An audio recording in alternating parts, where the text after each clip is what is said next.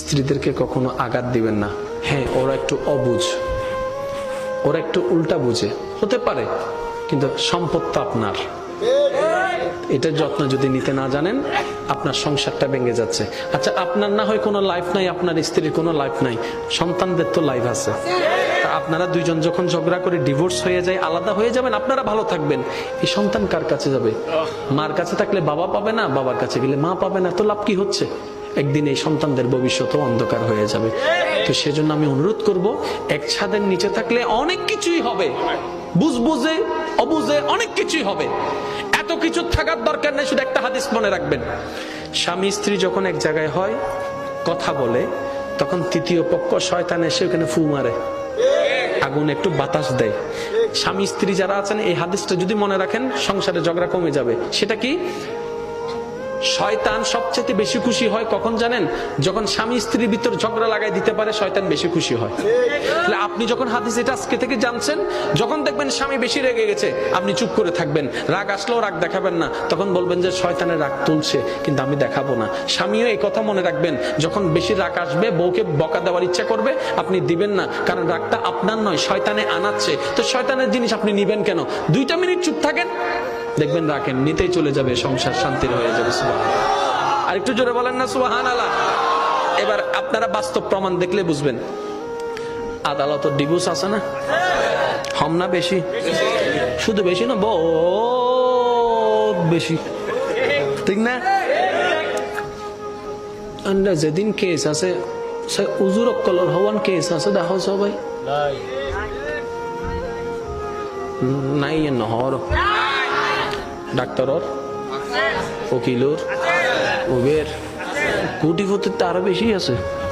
হদনা হদা I মাইয়ে দিন তো কোটিপতিরা হাতে দাও, বেশি করে দাও কোটিপতিরা হাতে খেয়াল লেখা হইলে হাতে যায়। কোটিপতিতে ড্যাম কেয়ার, এটা তোর মাইয়ারে বিয়ে করিব, 5 দিন বাদে আর বিয়ে করিব, এদিন যদি তুই কিছু হইতে যাও, হবে তো তোর মাইয়া তুলে যাবে, কেঙ্গা দিবে এটার লাইন নবী হই দে, টিয়া চাই নদ্দু চরিত্র চাই দাও।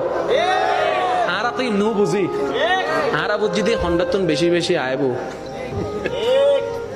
এন্ড এখন আর যৌতুক না, হয়তো গিফট। আবার সদুনো তোলা দৈন্য আছে তো গিয়া উইতেরও পারি মিদিতে মাইয়ারে বহুত কিছু দিয়ে গিয়া, তোমার কিছু ন দে সদু নাই হান ফরা দে আছে না নাই? হান ফোয়ার মাই চিন্তা করে দে মানছে এর তারা সিঁড়ি ফেলে নলইলে কিছু লম ফরিব, এই কিছু লম করতে যাই না মাইয়ের বাবু শেষ। এবার হাদিস শুনুন, আপনার নবী আমার নবী বলছেন, কোন একটা মেয়েকে যদি কোনো প্রকার খরচ ছাড়া কেউ বিবাহের ব্যবস্থা করে দিতে পারে, আমি নবী তার জান্নাতের গ্যারান্টি নিয়ে নিলাম। আপনি ওদিকে না যাবেন যেদিকে আপনার নবী বলেছেন, আপনি ওদিকে কেন যাচ্ছেন যেদিকে শয়তান বলছে? তো সমাজ চলে গেছে, কিন্তু আমি যেতে পারবো না, কারণ আমার কবরে আমাকে একা থাকতে হবে, আমার আল্লাহকে আমার একাই জবাবদিহি করতে হবে। তখন এই সমাজও আসবে না, এই পরিবারও আসবে না, এই আশেপাশের মানুষগুলা বলতে আসবে না। সেজন্য আমার যুবক ভাইরা বলেন, বিয়ের সময় কি কোনো যৌতুক নেওয়া চলবে? আরেকটু জোরে বলেন, যৌতুক নেওয়া চলবে?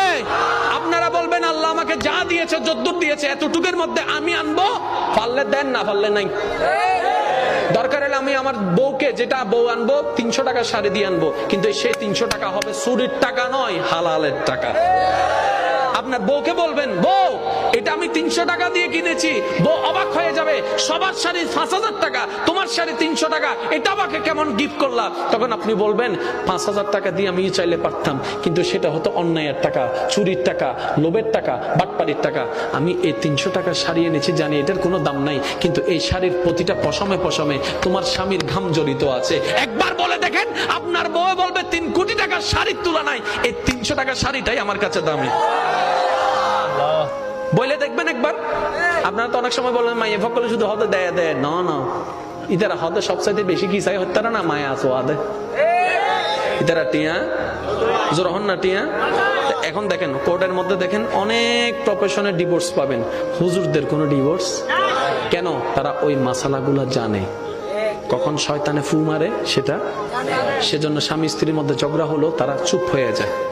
বলেন না সুবহানাল্লাহ। তা আজকে থেকে ইনশাআল্লাহ যারা বিবাহিত আছেন, এই হাদিস মনে থাকবে তো? ঝগড়া কে লাগাই দেয়? জোরে বলেন, ঝগড়া কে লাগাই দেয়? স্বামীর কোনো দোষ, স্ত্রীর কোনো দোষ। আল্লাহ আমাদের সবাইকে